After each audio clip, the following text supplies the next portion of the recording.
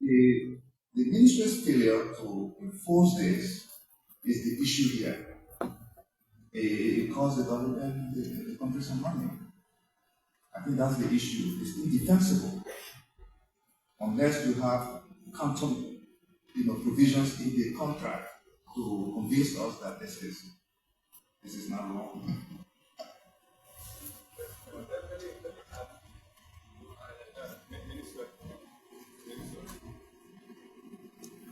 Mr. Minister, these contracts were ratified by the legislature, and these are provisions from the contract. The Minister of Finance, the Minister of Public Works, even the President of the Republic of Liberia could not change it. So the issue we are raising with you is simple. We just want you to acknowledge, yes, there should have been, no, it should not have been. We know what to do. And I think it's clear that Chico and Sico basically should have been told they're not entitled to that. But anyway, we want to get an answer. I think the question the chairman answers. Question for you to answer. Thank you. So let me have the head of the IIU who does the contract. You will speak to some. Thank you. So, Honorable Chair and members. Please use the mic. Honorable Chair and members of the Public Accounts Committee, in support of what the Minister explained, I will take you back to the period of dating. Normally, there will be questions and answers to the data that will require. So take us back to the day, because prior to the day, we already had a ratified agreement that told you specifically all what was going to be in that agreement. So you're not taking us back to the bidding process. Prior to the bidding, you already had your funding, your financing, your ratification agreement signed by the legislature, president's signature. So don't carry us back to the bidding, or just address the real issue, please. Thank you. So on the basis of the communications that we shared with you, which explicitly included communication from the Minister of Finance then, reconfirming the government's position on the tax exemption regime for these major contracts. It was on that basis that, as part of the contract agreement, included the clause 52.1, which essentially exempts the contractor from payment of taxes. This goes back. No, excuse me. I have a question. The contract was signed in 2012, right? Correct. In 2012, when it was ratified by this legislature, the legislature didn't give tax exemption, right? Now, if it was ratified in 2012 and we didn't give tax exemption, how possible can you use 2008 memo from the Minister of Finance to implement a 2012 project? So let me provide us honorable committee. The contract, yes, was signed in 2012, but the regime on tax exemption continued for all major projects, not only affecting transport, but affecting the entire government only throughout. The reason why I'm saying this, to complement that, is on every supervision mission. Mr. Witness, stop confusing us. So this project comes to our end according to the Minister of Public Works. So if there is a new financing agreement from World Bank, you still use the same letter to exempt it? So the new financing that we have from the World Bank, which is a second project, is the Eastern Corridor Road Asset Management. You still apply this? It's the one that carries tax exemption. No, understand it. You still apply this. For that work, for the new project, that is not applicable. So you said in the new project there's a tax exemption specified in the project, right? But in this particular project that is being audited, there's no tax exemption. Because of the letter issued by the Ministry of Finance, that portion of tax exemption then got included into the signed contract. And that's why the infrastructure implementation unit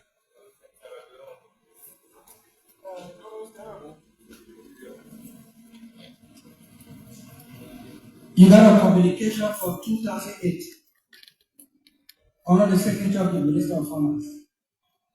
Credit tax waiver for the project. Question. tax exemption. Tax exemption. Yes. You got that communication from the under the signature of the Minister of Finance. Correct. Dated when? The original communication was dated sometime 2008. How many communication access do you have? Because you say in original, so which one we're talking about? Alright, there was a second communication in 2010 asking for reconfirmation of government position on tax regime.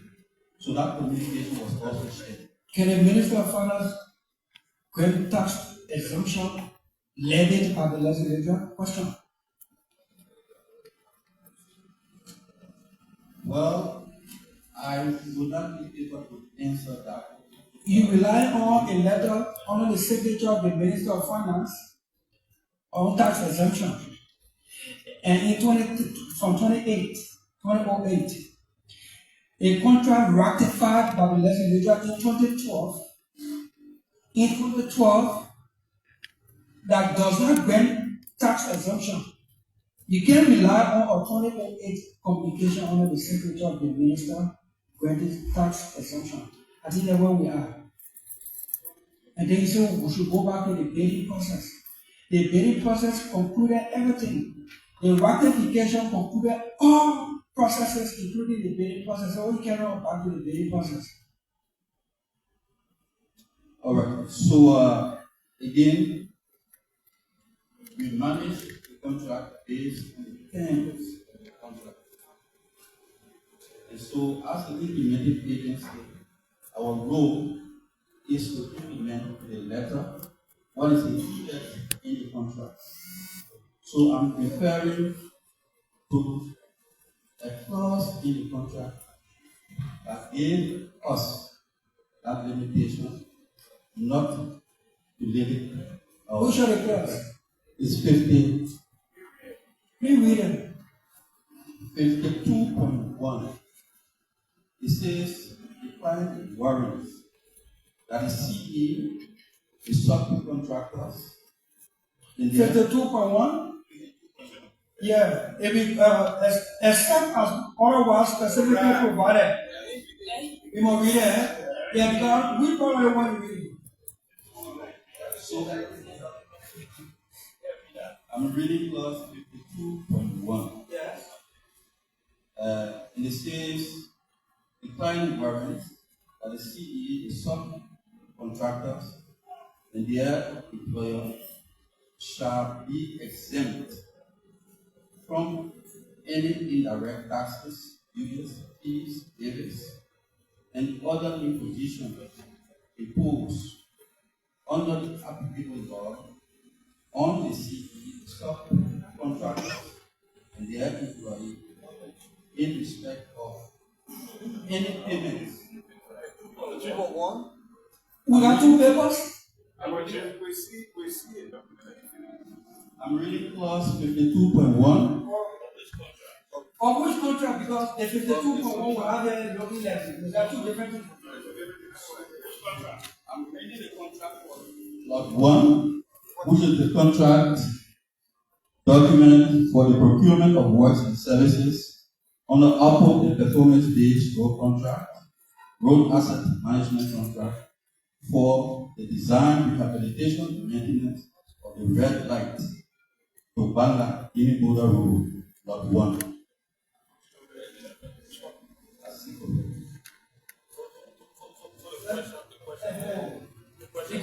Apparently, we got two different agreements.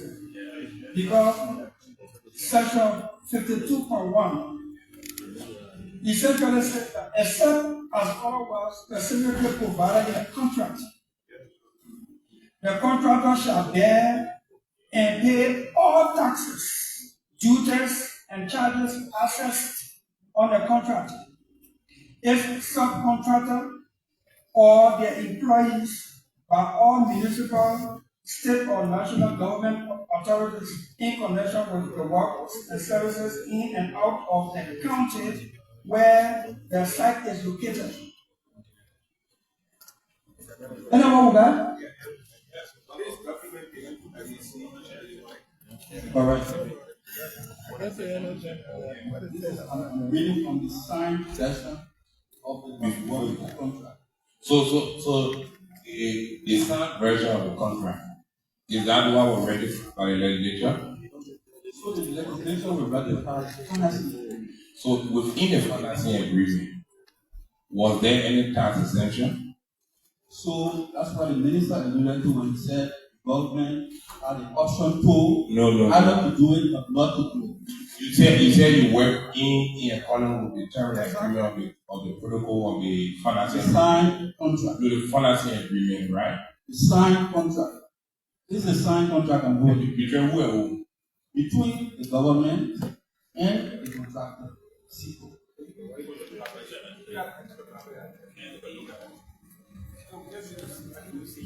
We can share that copy.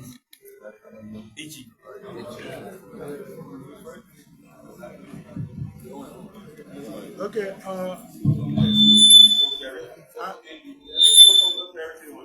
Yes, the contract document that we have here, 52.1 reads as the Honorable Delon indicated.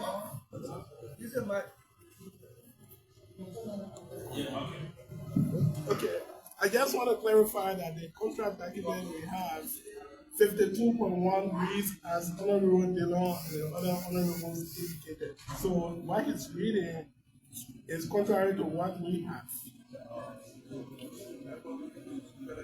Thank you. So we share the contract from which we have this extra reality. I'm a chair. I have a When you responded to the GSC audit, did you give them that response? So we go exactly, I will not remember everything, but we go exactly. I'm a chair. I just want to get some clarity from the witness. Do you have copies of the contract dated January 25th, 2012? Yes, we can provide a copy. Do you have that with you? We don't have it here now. So extra from which country? So is that part of the contract for 2012? Yes.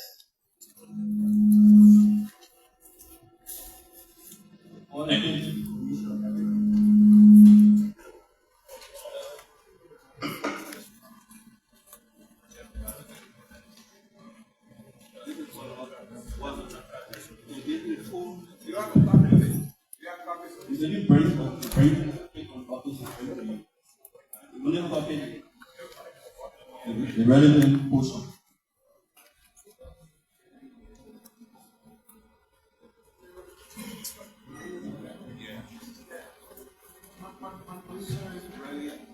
My concern really has to do, you have the audit report, did you get the final report, audit report? Yes, we received it. Did you review it? Yes, we reviewed it and you responded. Yeah, you responded. You are coming here today to defend the position, you gave us an explanation, and it should have been the same response you gave it to GSC. Don't give us anything different, because what it is that there's conflict in your response to GSC and us. That's why I asked if you have a contract, if you submit that contract to GSC, we are saying yes. So you're saying to us that GSC missed this provision and put in a different provision.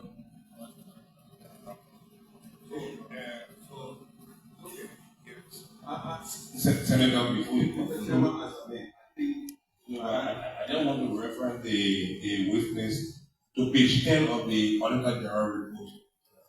This is why exactly management response was an elaborate is tax exempt. Therefore, contract of IIU staff or contractors and consultant and contractors signed under the library did not include provision of tax deduction. This matter has been read across the project under the World Bank.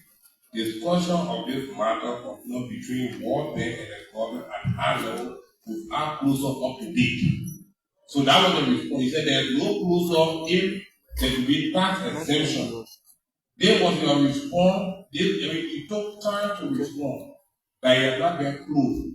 Say you have not been closed, why you exempted taxes? That was the response. So let me just. No, go to your response. Then leave the document. Go to your response. You should have responded with all of the evidences you are bringing today. Now, under the law, when there are agreements that are not clear, you effectuate the Uganda law with the revenue code. If in the future it is rectified that when the period that you deducted, you should have deducted and will have been a tax refund to the entity. So you should have deducted it. They want a response. So read a response. I want you to read a response and explain to us on this.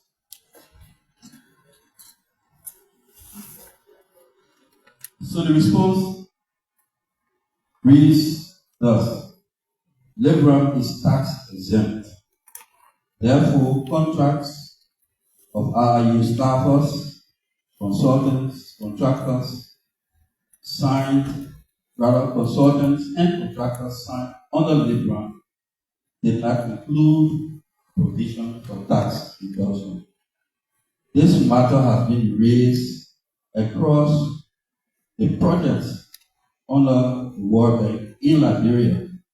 Discussions of this matter continue between the World Bank and the government at a high level without closure to date. Now, in response to your question specifically, I will refer you to the memoir, the basis upon which we included in here that the discussion is still ongoing. And that aid memoir is dated September 17 to 20, 2018. Under count 23, it reads, Liberia Revenue Authority plans the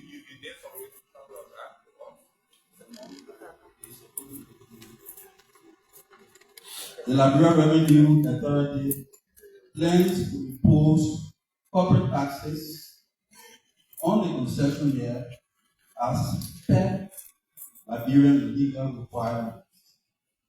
The duties will be applicable to vehicles, machinery, construction material, and fuel.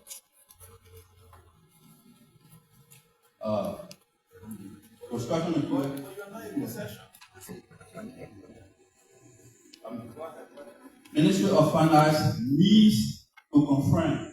Now, this is the most important part of this managing the project.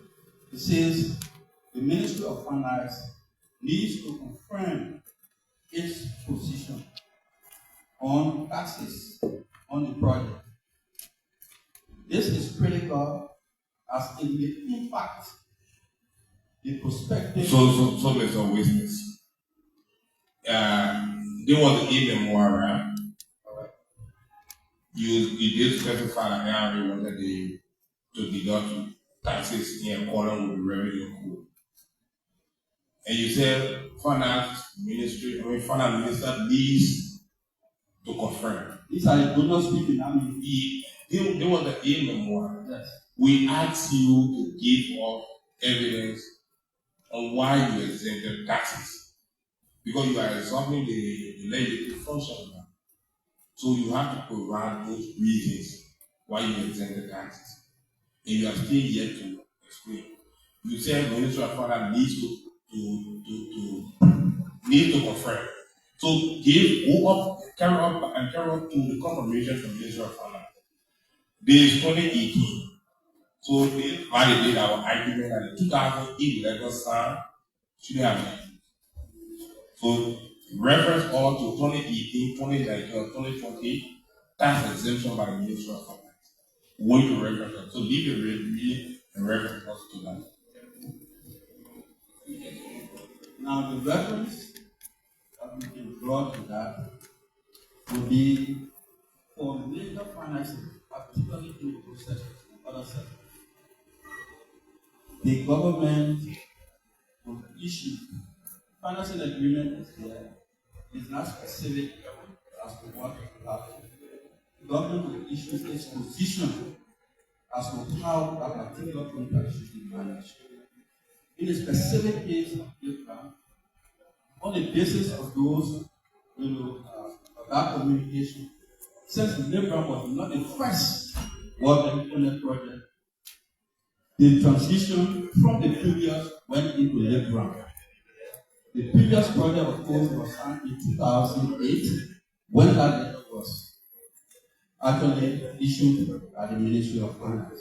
So subsequent projects continue to carry out provision of tax exemption. So all the way to Mr. Witness, as of the year memoir of 2018, as of the year memoir of September 17 of 2018, after this year memoir, did you receive any confirmation from the Finance Minister up to date confirming tax exemption? Up to date, yeah, we have not received. So on this basis, to close this issue, you acted on your own, and you will be held liable to restitute this amount. To close on this issue. We are closed on this issue. So you'll be held liable to restitute 1,512,000. Sir, if I will come back to you on No. I work.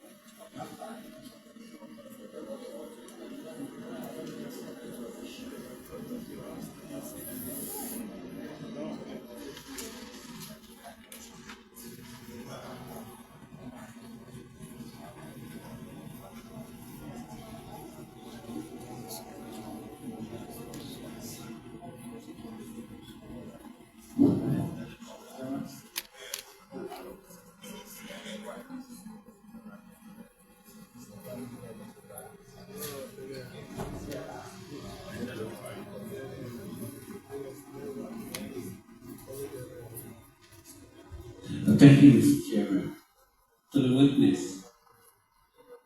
let's move forward with this discussion. It has been observed by the Auditor General that there was inadequate disclosure of cash and cash equivalents outstanding claims or payments.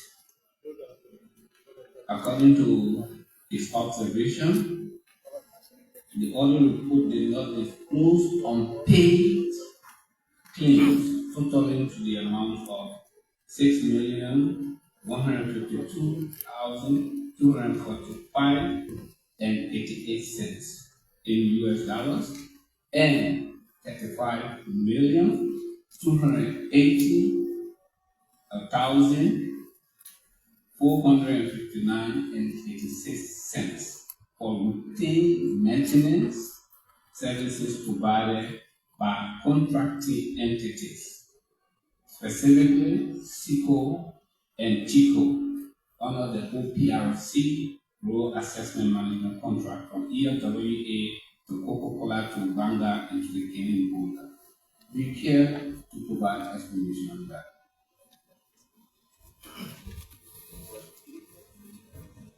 Yes, sir. Honorable Chairman. Thank you, Honorable Chair. And so during the audit, when we submitted the report to them, and they brought this to our attention, and so we were asked to restate the financial statement, and the financial statement was restated accordingly, and there's an adjustment were made and submitted to the GST, which we brought a copy here addressing those concerns.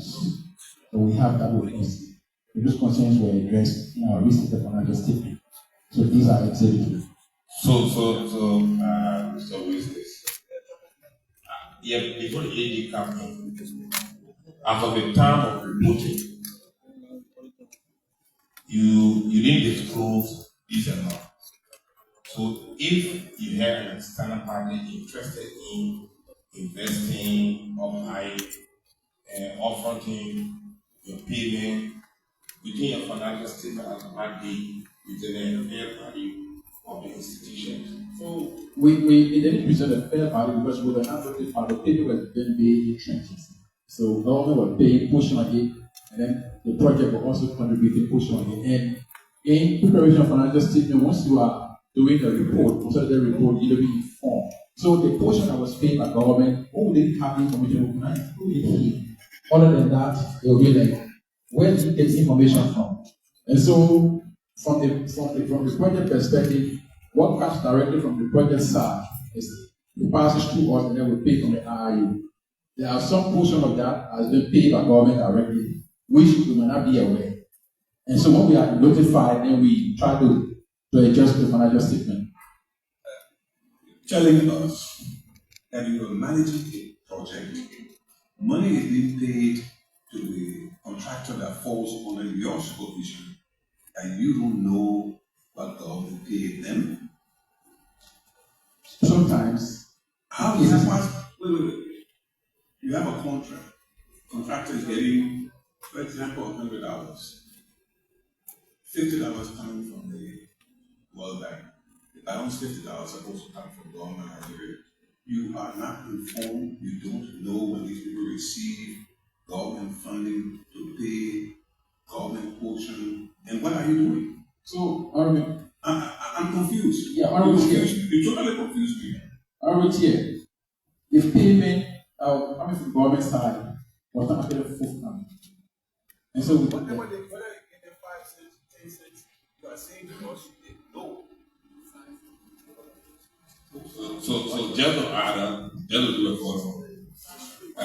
Your name again? Daniel, Daniel. Where are you assigned? Where your office is?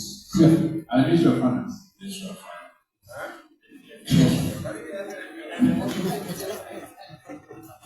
So you assign Ministry of Finance. Yes. So can you explain this out of it?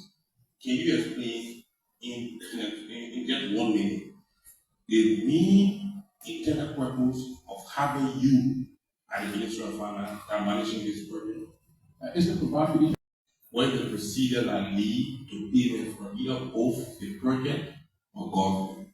So the procedure is from project side, the request comes directly to us from the IRU. Then we receive it into our system. We review it. If it is okay, we process. From government is made, then a check is issued to us PFMU. We receive it, put it in, and cash that money, and carry on the transaction processes. So there are times that So you get it. I asked for the procedures properly to know what control mechanism that is being put in place. If government is to make a payment and the payment has to come to you before you pay the contractor, be clear to tell us why you never accounted for this amount. Be clear to tell us. There are times people request to come to work from IU that would have to quantity government contract funding. When people request come, we don't have funding from government, so we don't process it. Then we return them back to the IU. So you send us to pay this much. Government hasn't made that portion to us, so we can process, we can pay. Those are instances that happen most of the time. And so when government pay, we are in no. Now you say, now you didn't know. But your statement was you didn't know. And the procedure and process, everything goes through you. So to the witness, you need to be reminded that you are on oath. Yes. And you are here to give false testimony. I think No. Be aware that you give a false testimony. You say you are not aware, but now you say you are aware. It's a two statement on one issue. You are bound. Anyway, I don't want to say out loud, but there are times these statements are made. Once it delayed, so when it delayed, I wouldn't know that the statement had been made or what had been made. You say in the case that the project have to pay certain amount and government pay certain amount. If government is not in the positions to make payment, you return to the IIU. Precisely. Right? Yes. Meaning, in case government is ready to make payment, the IIU should still count to you to government. Yes. So again, you keep telling us that this payment will be. So who presents the budget? Where this check was issued, where it should have come through the PFMRU, right? The request have come to PFMU. And then we pick it up from there. So when the request comes, the assumption is that there will be money into the account sometimes. And we'll take the money and we'll send the request back. So there are delayed processes. So who are secretary to this account that government pay this money to? The secretaries are out of the categories. You talk about government, the amount government pay. Yes. Who are secretary? One is the come from the controlling manager, he's the secretary, and then the deputy minister of fiscal for the secretary as well. So who manage that? Who do the reconciliation for that? The government account did themselves handle that. The amount government pay on behalf of the project? Yes, okay, so I need to provide some clarity. So that maybe there's some condition. So the unit that manages these funds. Hold on 1 second, please. Mr. Chair, co-chair, and fellow colleagues. I think your testimony is actually raising more questions than answers. And we need you to be clear and definitive. At the PFMU, there is a huge internal control process.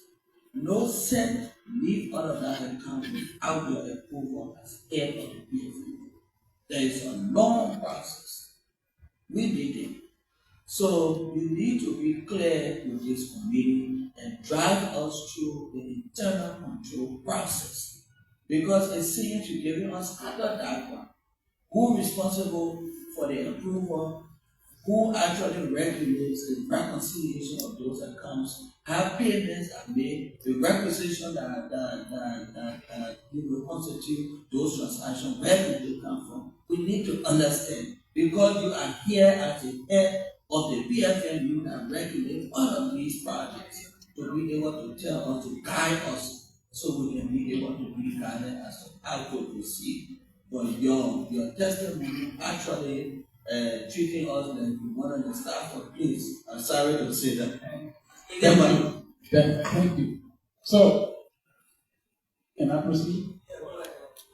All right. So let me give a little back the internal control procedure that we have. At the PFMU, we have our own internal control, internal audit section there. Verify all request accounts. Once they verify the request, they will provide a voucher memo to us to proceed if funds are available or not. From the donor perspective, we receive requests directly from the marks, the management agency or implementing agency that are implementing those road projects. So the request comes from them straight to us, and we proceed to process them. Yes. Yes. The Ministry of Public Works. Yes. So, for this particular project, the police mark Yes, sir. Yes. Fine. So when MPW sent us report, say this request that this is from government counterpart funding, we receive it and we go through our normal processes. We verify the account to see whether the government has funded the account. If government hasn't funded the account yet, we can process, we can proceed and send it back to the Ministry of Public Works. That's how it works. And you notify them that, look, we receive a request from you, requesting to pay Chico or this person in this amount, but we check the counterpart fund is not available. So please, can you contact the relevant authority and the ministry to make this fund available? So those are instances. Yeah. Just this is public hearing, and the committee would like for those who are here in attendance, as well as those who are following us on radio whatever, to understand the terms counterpart funding. Okay. The two words. What is counterpart funding specifically in this project as it relates to this project? Counterpart funding specifically is where government and the partner agree. Government say, I'm going to contribute 10 million, 20 million towards this program and towards this project, in addition to what the bank you are bringing. And so that is how we define counterpart funding. So in this case, the specific counterpart funding has to do with what you call RAP, all right? Resettlement Action Plan.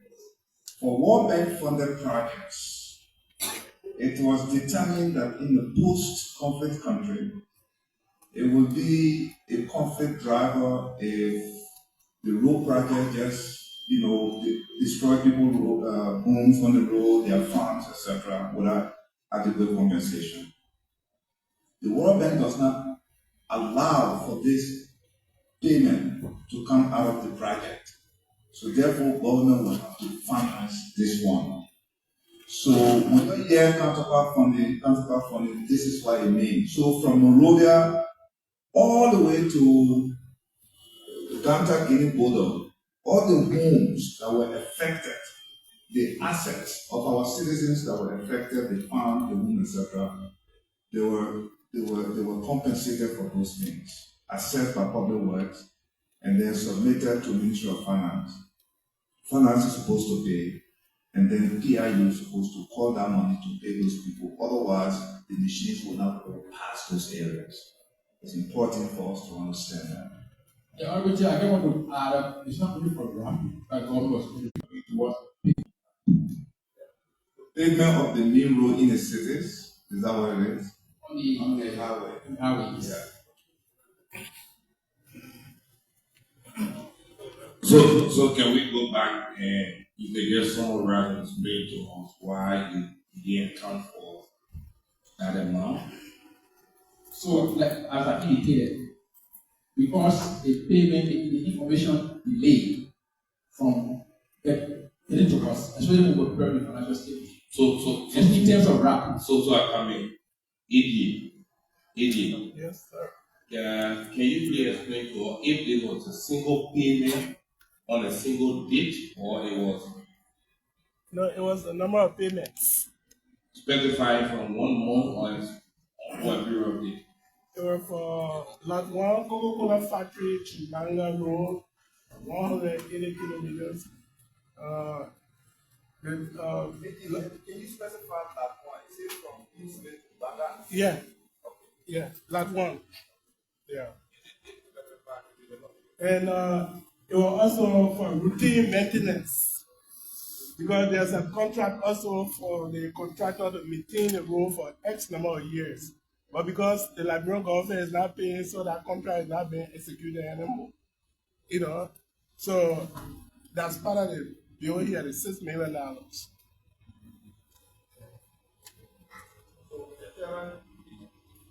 PIU and Public Works, this is important. the maintenance aspect of these major roads in our economic corridor is important. That is why we embedded in the contract that the maintenance will go for how many years? Is there like 10 years. 5 to 10 years. Yeah, 10 years. We insisted because of our weak maintenance regime for our roads in the country.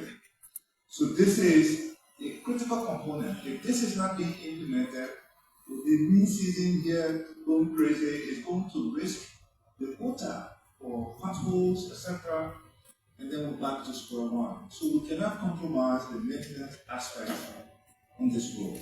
This is a compliance issue. Yes, I will speak because of the gravity of this issue. The current audit report still carries the maintenance, the lack of maintenance for these roads because that funding is not being made available on a timely basis. And that affects. Is this part of the counterpart funding? Yes.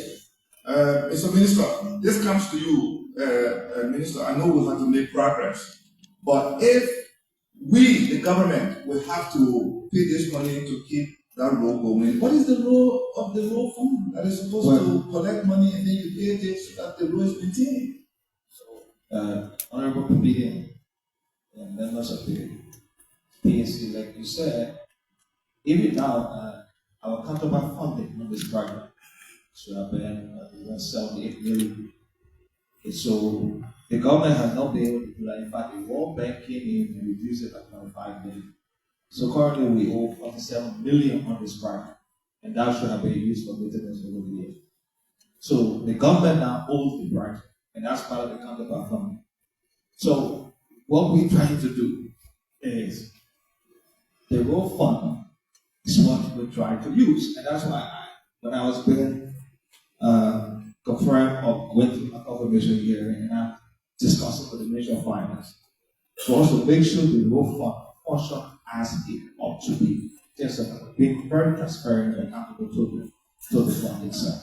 Because if that happens, the road fund can be used to do all the maintenance we need on this corridor, and that's what we're doing now. Even now, there's conversation also with the contractors to see how, because we propose that we also. But are you the chair? Yes.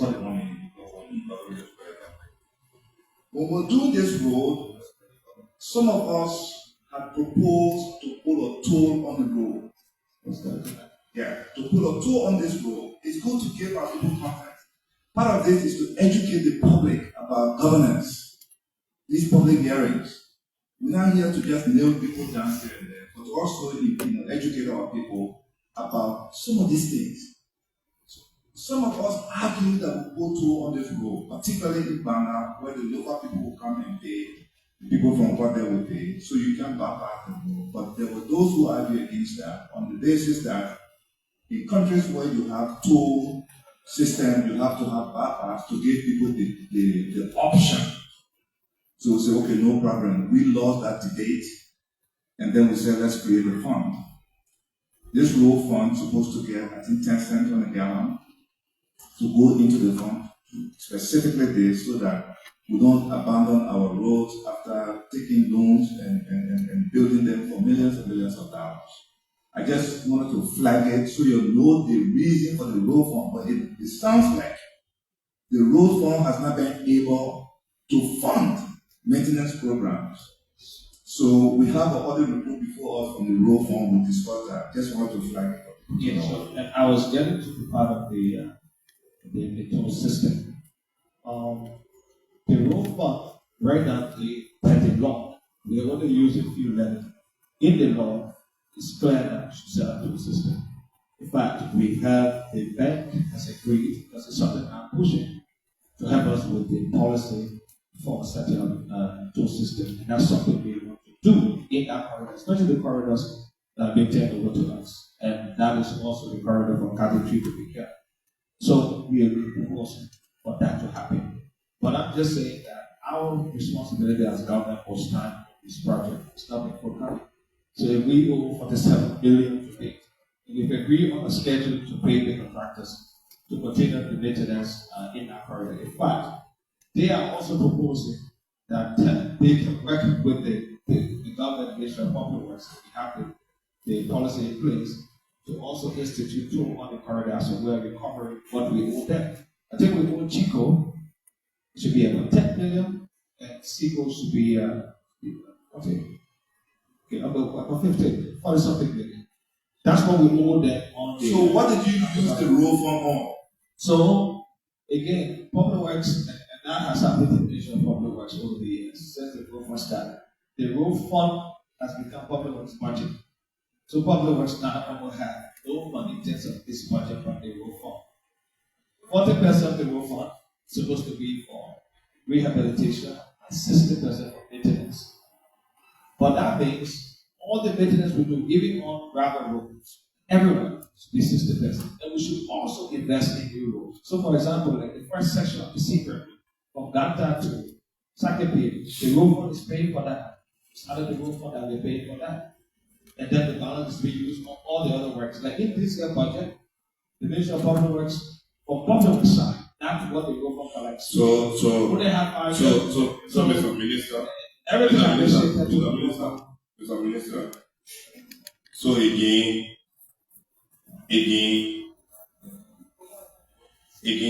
the issues of the unpaid claim going for wanting to have a full disclosure in your financials is a good accounting practice. Even if the government is not in a position to pay, disclose the amount that is paid. That's a standard accounting practice. You cannot hide it, and because government is not paying, you show your financials, it's not a good picture of the financial statement. So, disclose it going forward. So,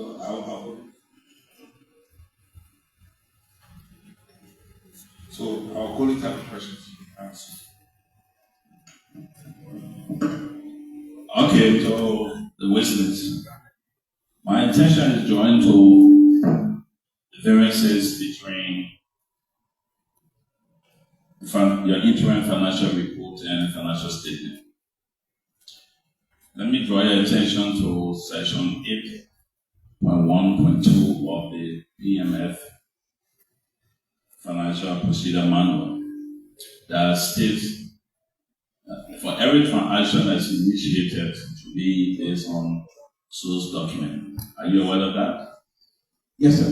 Okay. So from the auditor report, they came to realize or observe that you guys have inconsistencies or misclarification of some figures. 2,278,790 and 1,443,000 now $945.00 as a figure that we reported in your interim financial report and the financial statement under the component civil work. And the variance of 31,918 was observed. So what can you tell us? Why was the inconsistency of the 31,918 if you were following the PMF financial regulation section 8.1.2? Thank you, sir. So, the financial statement variance between our interim financial report and the financial statement, normally we prepare quarterly reports on an interim basis, 3 months, and then the cumulative is done at the end of the year. So when we provided the auditor would normally ask for those interim financial report, cumulative, and IPSAS report. So when we provided that information to them, they noticed that when they were doing the recast, they noticed that there was a variance of 31,000. So it might have been due to the drill and printing out. It's a system issue. So we said we will correct that. That was corrected accordingly, and we provided the station to them. So is that correct on the new yes. financial statement? Yes, it's correct. Okay. Thank you, Mr. Chair. So before you go, following. You said it was maybe from the system. Can you be specific what caused the difference? If it was a audio that was not posted, or the system and an issue? It was not watching, it was actually pulling of the data from the system. So the system works using Excel. And most time, when you are trying to pull run the system, run the financial report, in our process, when you have like because the internet base, when you have some challenge with internet, it wouldn't pull properly from the database. So that was what happened. And we later discovered that we corrected. So the question here is, there is 31,000 difference. Let's assume that the system it was pulling the internet network, and then the information generated into Excel were not accurate. Can you explain how your financials and balance? Because the financials should balance at the end of the reporting, right? Yes. So if you affect a portion, how do your financial balance to be used to present to the auditor general? So when you go to the drill down, because from the drill down from the ledger, you will realize that the debit and credit balance. But you have to factor check to see whether actually in line as most debit there's no error of omission or transposition. And some of those things happen when, like I said, when you are doing running the report. So this is current. No, we don't experience this. Maybe once in a while it happens. And so this was one of the instances that we have to experience. We noticed that ourselves, and then we contacted the GSC. So look, there's a difference of 31,000 between our IFR, our AFU, and the IFAS report. So we want to revise that because we realized that only the data was not put properly. Has it been corrected? Long time. Did it notice GSC? Yes, we issued them the revised financial statement. This is it here. GSC, is that correct? If you read the AG position in the report, management extension are not supported by adequate documentation. Therefore, we maintain our findings and recommendations. So there's still an issue. Yeah. So we will follow up on the implementation of the recommendation. So if it is resolved, then what was the recommendation? I think you said what resolved. What was the recommendation? we have a normal recommendation here. No,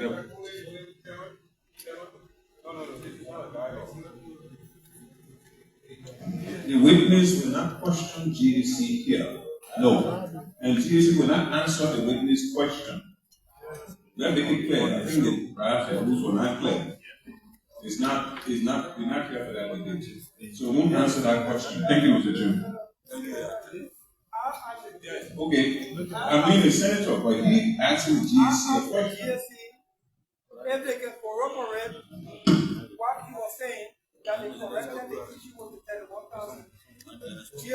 No, the documentation they provided did not adequately address the issue raised. So therefore, we maintain our recommendation. So I think the AD just answered the question that I asked you to explain exactly if it was a voucher that was missing, you didn't post in time, or the system created. Now, I come. If the auditor general identified there is 31,000 difference in financial, and you just look at 31,000 back, actually can put 31,000 temporary financial. It's not sufficient enough to support the claim. You are the company is an exact science. You should be able to identify the exact error and explain that these are errors. So the AD became position that your financial statement that you presented on issues that led to the error did not match or did not justify why you were making the 31,000. So can you explain to us and just be brief and easy to read? Okay, thank you. Like I said, it was an issue of system error pulling the data. It was not, they did not derive from voucher. No, because voucher are entered into the system on a real-time basis. So it was just a system error that they didn't pull that amount and we corrected it. Additionally, Honorable Chair, yes. Additionally, the current audit report by the GAC, the status of implementation of prior year audit recommendations. Out of the 24 audit recommendations contained the management letter on the financial statement audit of the Liberia Asset Management Project Libra audit report 19, which is 79% were implemented. 5 or 21% were not implemented and detailed, and all the details of the implementation recommendation are outlined. So this is from the GSP itself. When she came back to review our system, the revenue that we implemented 79% of all those issues that were formed. Mr. Women. Yeah. Hello. Mr. Chair.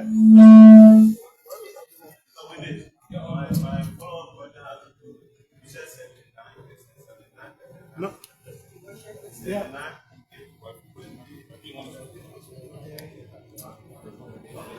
Yeah. Honorable Chairman.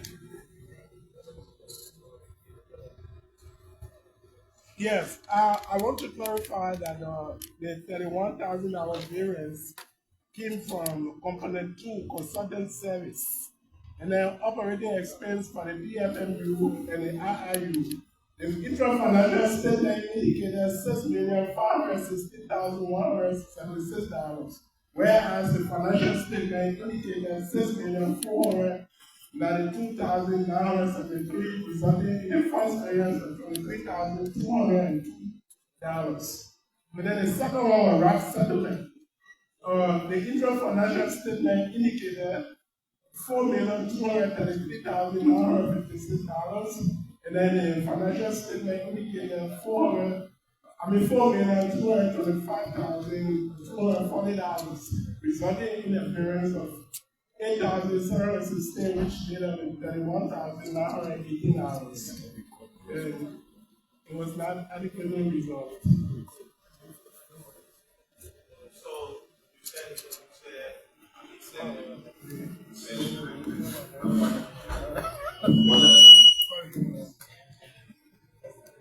Was that issue resolved prior to the conclusion of the audit? Yes, it was resolved. It was resolved in fact, it was one of those 79 that they reported. On the basis of supporting document, was it resolved? Yes. So normally when already giving power with this man, they must have verify and see. And the giving power to say, yes, it was resolved.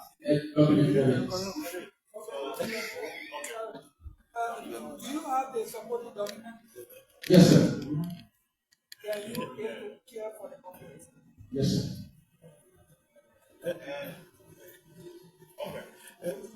Mr. Chair, I think you need to ask him whether he read from the current audit report or the report that we discussed, because two different things might be going on here.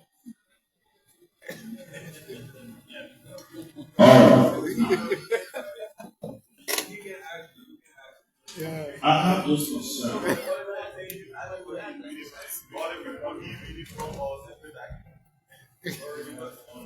Yeah, Chair, I have those concerns. I will take you to paragraph 1.4.5 of IPSA. It says that the cash basis reporting framework states that any entity, I'm reading from page 4. Any entity shall disclose the date when financial statements are authorized. The Auditor General observed during the process that the document that was submitted, your financial statement, were not signed by the PFMU management, manager, and budget. You can't assume. Yes, sir. So I'm pretty much aware of that paragraph in reference to details. As a matter of fact, financial statement should be signed by board of directors. All right, and the PFMU, we do not constitute a board. It's a unit. all the perspective of the major economic development. And so the PIU, headed by the project director or project manager, I don't know what I'm holding, but normally the practice is when the financials are prepared, we sign off on the sign off as the director of PFMU. So what the auditor mentioned was that they have the date on which assigned. So when they send the report to assign or they send the report to the project coordinator, he also understands to validate that we take ownership of the report and share with them. The issue I was noted was they were not dated, which I agree with them, if I should revise it.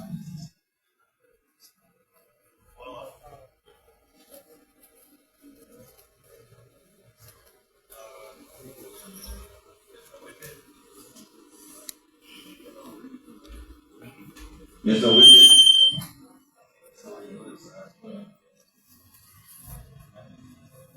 Mr. Witness, there is an observation from the auditor that you operated two separate accounts, one in LBDI,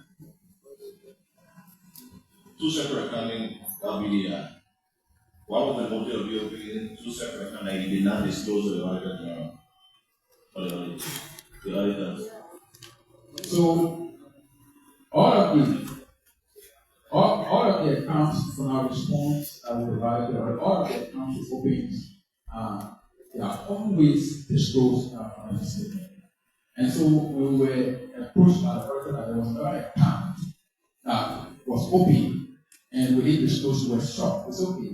Please, you have the authority to ask them who are the signatories of the account. But the account will be signatories actually come from the Ministry of Finance and Development. And so we are there. And we categorically said that that account wasn't an account that we were aware of. We were not opening an account where the account is zero now, not the disclosure, but not the disclosure requirement or disclosure requirement. So all the account open for the project, they are all disclosed in the report. Yeah, let me go following. Then another issue in line with what you're saying is that during the auditor report, observed the management did not perform bank reconciliation statement, and you spoke about signing all bank reconciliation statement and all that was reconciliation for several of the bank account maintained and operated during the 3 years audit period. Why did not you reconcile the audited report and they were not signed? Meaning that the accounts they are talking about is from July 1st, 2018 to June 30th, 2019. Well, thank you, sir. I think we, as a principle, we have respond. But there have not been a case where we prepare the representation all of the representation prepared and signed on by those preparing it, and then approved and tested by the examiner we have and verified by our deputy director. What I have noticed or have been mentioned in the audit report is that they wanted the person preparing the reconciliation to indicate their name and title, and was saying yes, the space is not enough for the accountant preparing the reconciliation to indicate their title. So you know, this is the signature, and their concern has been they do not know who is signing on the reconciliation statement, if it is not a signature.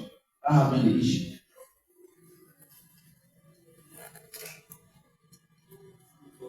So we will turn the mic over to our Senator.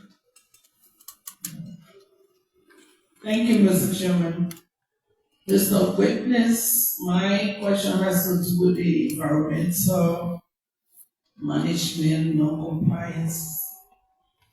During the inspection tour, particularly in Atala and Weyala, Query, it was established that Chico did not clean up the area when work was suspended, the asphalt overlay. Are you aware of that? And if so, what did you do about it? All right, thank you. So I will pass my call to Mr. Baker because when it comes to implementation, they are in charge of the financials, they are in charge. So that is an implementation issue for my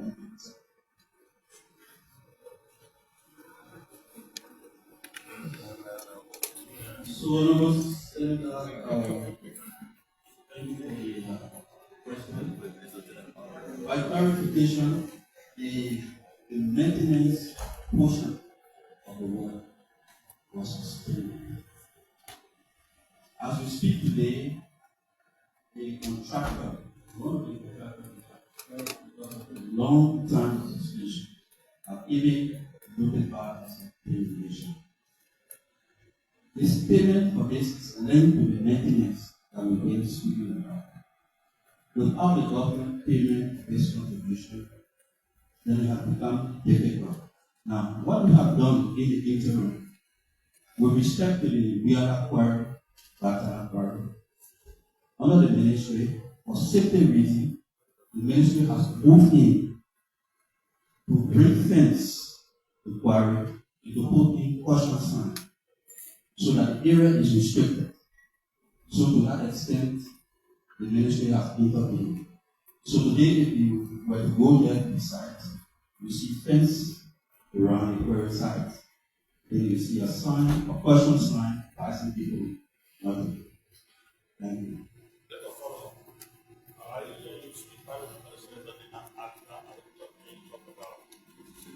Also, took place where you use animal to do the blasting and property that damage.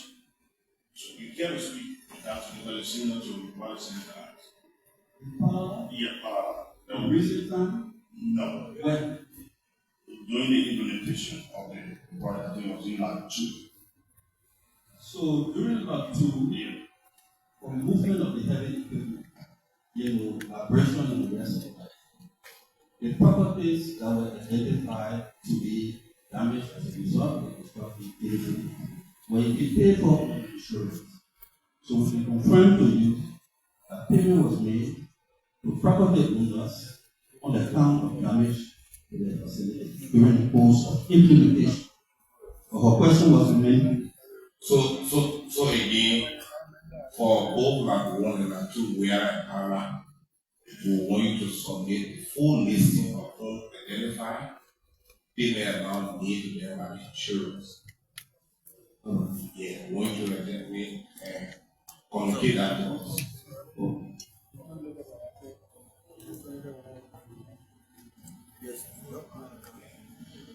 Okay, on this note, we want to say to the witness, you will remain on oath. We will discharge you, but you remain on oath.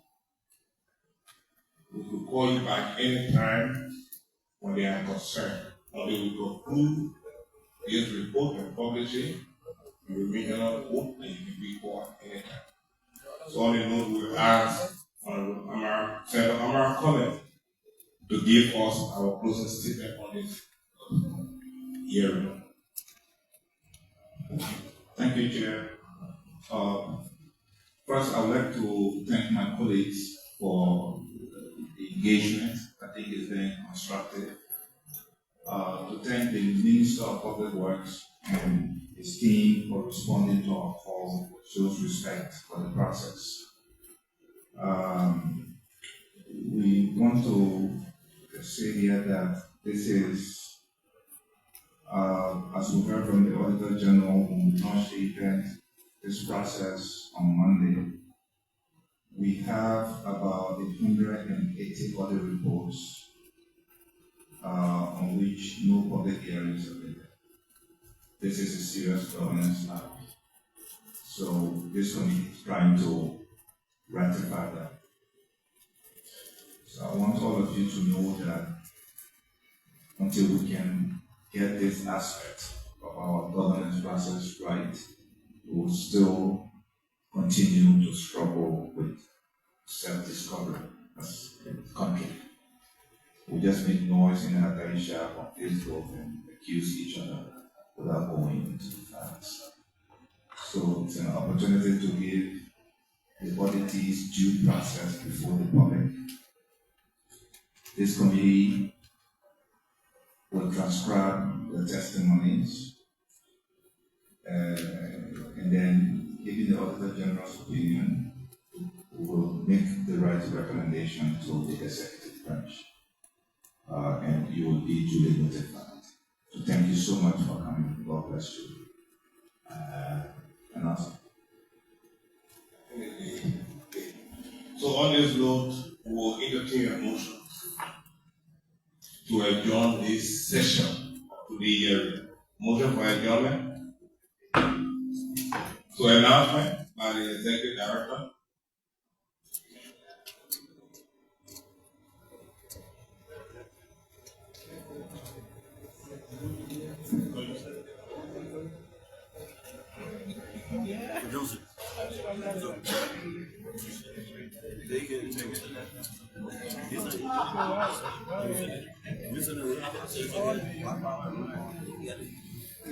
Okay, I want to thank you to the community members and our witnesses. Yeah, just join us right in the cafeteria next door. We have a lunch there. Thank you. So after the lunch, we'll return to continue with the disaster management and LORC. 10 minutes, please. Sports TV Live. This is how we come to the end of